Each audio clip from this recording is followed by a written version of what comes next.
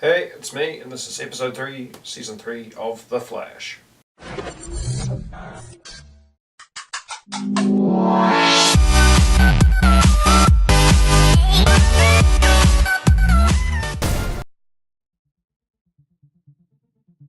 So I found the beginning with the awkward kind of date with Barry and Iris pretty funny because Barry's sitting there going, oh, should I do this, and going quick changes and stuff, sort of doing what you do on a date.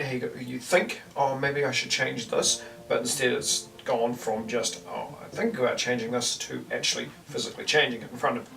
And I thought it was kind of funny. It was a nice little metaphor on how people keep overthinking how things are supposed to be done and can't really change anything, but because Barry has super speed, he can change. So I've noticed my prediction from episode 1 about this time travel being an overarching theme still seems to be pretty prevalent. Now that they've brought in Earth 2's Harrison Wells and Jesse, because Jesse has now become Jesse Quick, who is a speedster, and they've had her go into like the speed test room, which didn't exist in the original timeline, and it's kind of a cool sort of excuse for them to add in more places into the Star Labs area without actually having them go, oh yeah, this was here the whole time, we just never used it. It's because it was there the whole time in this other timeline, which Barry has now joined into as opposed to the timeline originally. And I thought it was pretty cool how Earth 2's timeline isn't affected by the Paradox timeline. So Barry's not going to be the only one who's going to notice all the differences, and it'll be pretty interesting. The speed room itself was actually pretty cool, considering its massive size, and sort of made more sense to have the speedsters run around in a circle as opposed to just on the treadmill. Was more of Barry's cosmic treadmill thing. One gripe I find is when Barry is fighting Magenta, or at least trying to talk to Magenta, she gets pissed and she picks up a police car and she starts lobbing it across the street, and there's this awesome kind of moment of Barry jumping off buildings and jumping through and saving the cop. And when the car crashes on the ground, Magenta's disappeared, and then Barry goes back to Star Labs and, oh, I've lost her, and sort of following the arc. I get that it's supposed to sort of carry on the story, but how did he lose her? Because he caught up to her when she did the same thing about 2 minutes earlier, and when she came out of the police station and she was walking away. Even if she ran away, he has super speed. He can catch up to wherever she's going.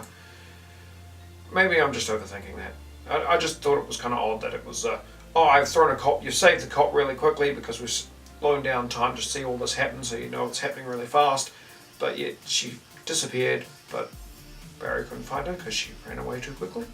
I don't know. I'm pretty sure I'm just overthinking. The other thing I found that was kind of odd was maybe it's just how her powers worked and how she was supposed to do it, but whenever she was sort of lifting up and doing things with the cop car, she sort of lifted up her arms and she moved. But I found when she was moving this giant boat, she's just standing like this. And it kind of reminds me of Magneto in the sense that that's what he's doing in each of the couple of the movies where he's using it to sort of hover himself in the air, and it's like, okay, he's hovering himself in the air, but she's just standing there doing this. I would have at least liked to have seen her at least doing this or anything else, like put boat down, lift boat up, throw a boat away, or just something to make her a little more animated to it, because it kind of broke the realism for me. I felt sorry for Wally because of the fact that he'd been hit by the blast, and Jesse's got super speed, and Wally's in another universe got super speed, but he doesn't in this universe.